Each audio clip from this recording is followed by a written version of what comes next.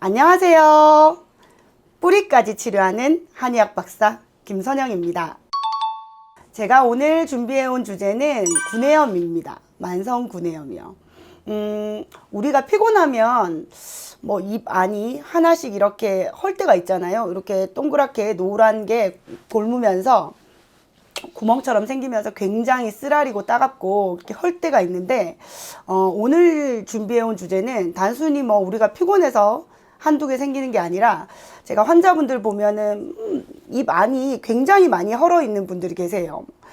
잇몸, 혀, 그 다음에 이제 입천장, 뭐 입술 안쪽, 볼 안쪽 요런 데가 6, 7개, 8, 9개, 심하게는 막 10개 넘게까지 헐어가지고 환자분이 식사도 못 하시고, 이렇게 혀를 우리가 발음할 때는 혀가 빨리빨리 굴러가야 되는데 평소에는 저희가 이제 말을 할 때 의식하면서 말하지 않잖아요. 근데 이게 하나만 이게 이 염증 부위가 생겨도 굉장히 아픈데, 대여섯 개씩 이렇게 되시는 환자분들은 너무 아프니까 혀가 이렇게 자연스럽게 구르지를 못한단 말이에요. 그래서 발음도 진료 보러 오셔서 선생님 저 말이 너무 안 나온다, 아파가지고 이해 좀 해달라, 이렇게 말씀하시는 분들이 계신데, 오늘 주제가 그 정도로 많이 허는 분들에 대한 이제 내용이에요. 보통 한의원에 오셔서 만성 구내염에 대한 진료를 보실 때는 다들 이력이 있어요. 뭐 치과, 그 다음에 구강내과, 또 어디 가겠어요. 치과 구강내과까지 갔는데도 해결이 안 되면 이제 아주 상위과로 가게 되면 이제 류마티스 내과를 보통 갔다 오신단 말입니다. 왜냐하면은 우리가 누구나 한 번쯤은 경험해 봤겠지만, 헐면은 제일 간단한 방법이 뭘까요? 약국에 파는 오라메디나 알보칠 같은 약재들을 이제 발라가지고 삭히는 방법이 있단 말이에요. 그 면봉에다가 콕 찍어가지고 그 험 부위에 싹 발라놓으면, 일반적으로는 건강한 면역력을 가진 환자라면 바르고 자면 그 다음날 되면 좀 많이 낫고, 또 한 번 더 바르면 거의 깨끗하게 아무는 경우가 많단 말이죠. 근데 환자들이 오셨을 때, 선생님 저도 원래는 그렇게 이제 연고 발라놓거나 아니면 진짜 크게 이렇게 이제 헐었다 싶을 때는 집에 있는 항생제를 먹고 나면은 쓱 사그라들어졌는데, 이제는 그렇지가 않다. 이게 막 약을 먹어도 낫지도 않고, 지금 생긴 게 뭐 몇 달 또는 몇 년에 걸쳐서 아물고 나면 또 생기고, 또 아물고 나면 저쪽에 또 헐고, 이 상태로 제가 몇 년째 생활 중인데, 이건 단순히 뭐 항생제를 먹거나 연고를 바른다고 해가지고 해결될 일이 아닌 것 같아서 왔다. 면역력에 문제가 있는가요? 라고 많이 물어보시거든요. 한방에서는 심한 구내염의 원인을 화열로 봅니다. 불화자, 그 다음에 열, 뜨거운 열, 그죠? 보통 환자분들이 오셨을 때 웬만한 거는 다 해보고 오신단 말이에요. 아까 말씀드렸다시피 연고, 그 다음에 간단하게 연고가 아니라 병원 가서 처방 받으신 경우에는 가글, 또 가글로 해결이 안 되는 경우는 대학병원 가시면 검사를 한단 말이에요. 그 부분에 조직 검사를 해가지고 이게 이제 감염성이냐 비감염성이냐로 나눠가지고, 감염성인 경우에는 그 균을 파악해서 그 균을 없애는 약을 처방을 해주고, 비감염성인 경우에는 이게 뭐 어떤 균에 의한 건 아닌데 자꾸 생기시는 걸 보니까는 환자분 몸이 피곤해서 그런 것 같다, 좀 음식이라든지 잘 챙겨 드시고 푹 좀 쉬어 보시라 이런 말씀들을 듣고 오시는데, 여기 오시는 환자들은 그걸 다 했는데도 안 될 때 찾아오시는 거죠. 보통 오시면 하시는 말씀들이 비슷비슷해요. 비정상적이다. 우리 와이프가 자기도 하나씩 헐 때가 있는데 이렇지는 않다라고 얘기한다. 선생님 제가 혹시 뭔가 이제 큰 병인가요? 네. 큰 병이라서 낫지 않는 겁니까? 이렇게까지 사람이 헐 수가 있나? 이렇게 하고는 이제 혀를 내밀어 보여주시고, 입 안도 이렇게 벌려 보여주시는데 정말 처참합니다. 정말 뭐 이렇게 입술을 뒤집어 보면 염증 구멍이 이렇게 너무 많으니까 환자분들 너무 괴로워하시죠. 음식은 물론, 그 다음에 이제 심한 경우는 물도 삼키기가 어렵다 하시고, 간이 있는 음식은 저희 뭐 생각도 못해요. 그런 환자분들은 계속 죽으로 연명하시고, 음식을 못 드시니 영양 균형이 깨지잖아요. 그러니까 살도 빠지고 막 7, 8kg 살 빠져서 오시는 분들도 있고 이렇단 말입니다. 화열이 왜 원인이 되냐면, 이 가슴 위쪽으로 실제로 내가 느끼는 열감이 아니라 내부적인 상열이 올라오게 되면 우리 가장 연한 부위, 우리 이제 몸에서 가장 연하고 부드러운 조직인 점막을 녹아내리게 합니다. 혀, 잇몸, 그 다음에 이제 구강 점막들은 굉장히 부드럽고 연한 조직이죠. 그러니까 열기에 의해서 염증 조직들이 녹아내리고 면역력도 열기에 의해 가지고 이제 깨져버리고 이러면은 잘 먹어봤자 의미가 없는 거예요. 왜냐하면 이 체질이 그대로니까 잘 먹어도 이 체질이 그대로인 상태에서는 면역력이 채워지지가 않는 거죠. 어떻게 한방에서 치료하는지를 굉장히 궁금하게 여기시는데요. 제가 아까 화열이 원인이 된다 했지 않습니까?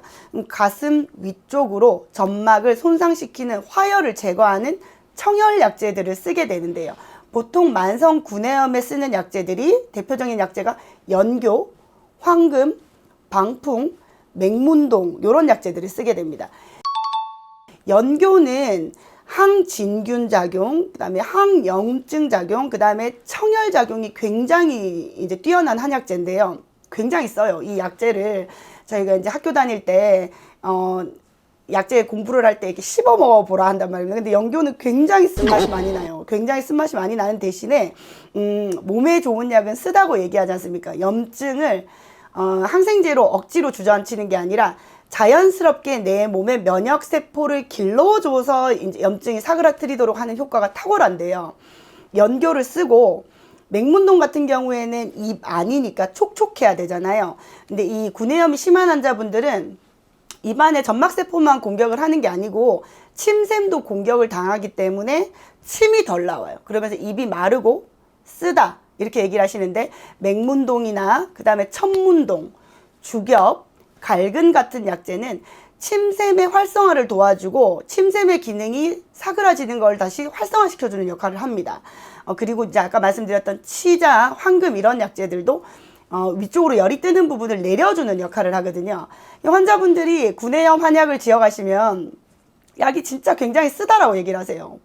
보약은 많이 먹어봤는데 이 염증세포가 잘 생기는 체질을 정상화시키는 약은 왜 이렇게 쓰냐라고 얘기를 하시는데 아까 말씀드렸다시피 고미, 쓸 고자, 만미자인데 고미가 많이 포함된 약제들은 청열작용과 그 다음에 항염작용이 뛰어나단 말입니다. 그래서 특히나 이제 이 구내염, 만성 구내염 약제들은 굉장히 쓴맛을 많이 나타내는 대신에 효과는 탁월합니다. 그러니까 환자분들이 뭐 2년씩, 3년씩 이렇게 이 증상 때문에 고통받으셨던 분들은 보통 뭐 한 달쯤, 그 다음에 한 달 반쯤 지나고 나면은 선생님 이게 원래 있던 게 사그라들어져도 이쪽 저쪽에서 막 산발적으로 생겨야 됐었는데 지금은 사그라들어지고 나서 다시 생기는 생성이 굉장히 드물다.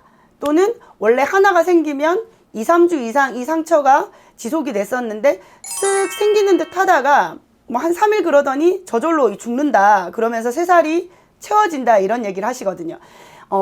면역력과 정말로 상관이 있습니다. 면역력을 건강하게 채우면서 진균작용, 그 다음에 항염증 작용을 하는 약제들을 자연스럽게 몸에 보충을 시키고 세포 내에 축적을 시켜 놓으면 내 몸에서 이 염증세포가 생기더라도 이거를 싸워내는 힘이 길러진단 말이에요. 그러면서 이제 자연스럽게 낫기 시작하는데 환자분들이 되게 신기하게 여기시죠.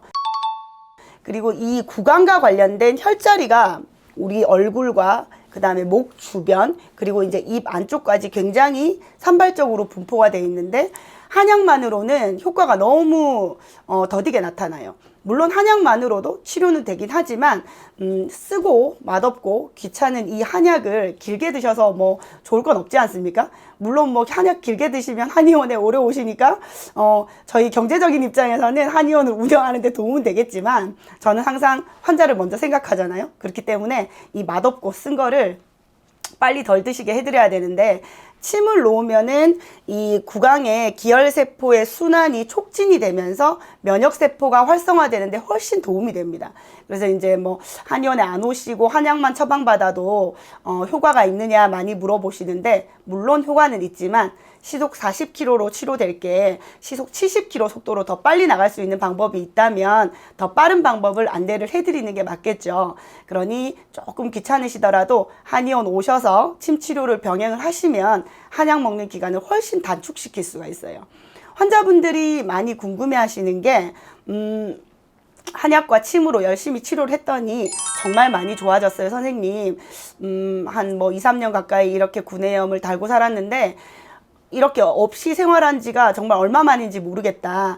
근데 이제 제가 한약을 복용량을 줄인단 말입니다. 면역력이 많이 채워지고 있는데 동일하게 한약을 계속 하루 2팩씩 복용을 할 필요는 없단 말이에요. 그래서 환자분 이제 많이 좋아지셨으니까 하루 한 팩으로 한번 줄여볼게요. 이렇게 말씀을 드리면 환자분들이 걱정하세요. 2팩 먹다가 한 팩으로 줄이면 안 좋아지는 거 아니냐, 또는 한약을 끊고 나면 또 재발하는 거 아니냐 말씀을 하시는데, 한방치료는 증상이 있을 때 어떤 뭐 양약으로 증상만을 억제시키는 그것과는 완전히 다른 개념이에요. 뭐 두통이 있을 때 두통약을 먹으면 진통작용이 있으면서 머리가 안 아프지 않습니까? 그리고 자꾸 염증이 생기는데 항생제 먹으면은 그 항생제의 작용으로 인해 가지고 염증이 낫지 않습니까? 근데 이 한방치료 개념은 약의 작용으로 일시적으로 뭔가 치료가 되는 게 아니라 아까 말씀드렸다시피 면역세포가 이를 요렇게 약하게밖에 못하고 있는 걸 갖다가 이렇게 튼튼하고 활발하게 돌아갈 수 있도록 활성화시켜 주는 거예요. 근데 이게 이제 요렇게 펌프가, 실해진 펌프가 한약을 끊는다고 해가지고 이게 다시 이렇게 약해지지는 않는다는 거죠. 요렇게 지속이 되거든요. 그러니 걱정하지 마시고 뭐 재발이라든지 이런 부분에 대한 그 우려하지 마시고 한번 한방 치료를 경험해 보시면 좋을 것 같아요. 류마티스 내과 가도 안 된다 그러면 이 환자분들이 정말 걱정하십니다. 선생님 뭐 검사했는데 류마티스 균도 없다고 하는데, 그리고 균은 없지만 거기서 이제 처방해주는 약을 먹는데도 나는 낫지 않으니 방법이 없는 거 아닌가요? 정말로 큰 병원에 가서, 대학병원에 가서 머리부터 발끝까지 싹 검사를 해야 되는 거 아닌가요? 그런데 또 겁이 난다. 이게 진짜 제 몸에 아주 나쁜 병균이 살고 있거나 아니면은 좀 이제 많이 걱정하시는 분들은 구강암 아닙니까? 이런 말씀까지 하시거든요. 근데 그런 경우는 저희가 이제 환자분 진료로 왔을 때 그런 것 같다고 말씀을 드려요. 그런데 그렇지 않은 환자의 그룹이 좀 많단 말입니다. 대부분은. 그런 경우는 걱정하지 마시고 일단 오셔서 진료를 받아보시면 그 걱정까지 놓을 수 있는 방법을 저희가 제시를 해드리니까 밤에 주무시려고 누워가지고 계속 걱정하면 병만 더 커져요. 그리고 이제 화열이라는 것은 이제 신경성 또는 스트레스와 직결이 되기 때문에 안 그래도 이게 지금 염증 생겨서 아파 죽겠는데 이게 내가 큰 병이면 어떡하지, 이 고민까지 하시면 더 스트레스가 가중될 거 아닙니까? 그러니 고민하지 마시고 해결해 드릴 수 있는 잘하는 한의사분들이 많으시니까 내원하셔서 진료를 받아보시면 간단하게 치료하실 수 있을 거예요. 오늘 제가 그 구내염, 만성 구내염 환자들, 그러니까 만성 구내염 때문에 한의원을 간다라는 것조차 생각을 못 하시는 환자분들이 대부분이어서 이 주제로 준비를 해봤거든요. 그리고 또 치료 기간도 그렇게 길지 않아요. 이 면역을 채워나가는데 막 환자분들이 뭐 제가 이렇게 이제 구내염 때문에 고생한 게 2년이니까 그동안 면역이 많이 떨어졌으면 이 면역력이 한 번에 채워지지 않을 테니 뭐 6개월, 1년 걸리는 거 아닙니까? 말씀하시는데 그렇게 오래 걸리지도 않거든요. 그러니까 일단 내원하셔서 저희 한의원이 아니어도 괜찮으니까 본인의 체질을 잘 진단하는 한의원, 그 다음에 이제 믿을 만한 약재를 쓰는 한의원에 가셔가지고 진료를 한번 받아보시면 좋을 것 같습니다. 제가 오늘 준비한 구내염의 한방치료 여러분들 고민 해결에 조금 도움이 되셨나 모르겠습니다. 다음에 또 여러분들께서 걱정하실 만한 또는 양방치료로 해결되지 않는 부분에 대한 부분 한방으로 도움 받으실 수 있겠는지 제가 고민해보고 새로운 주제 들고 또 찾아오겠습니다. 감사합니다. 안녕.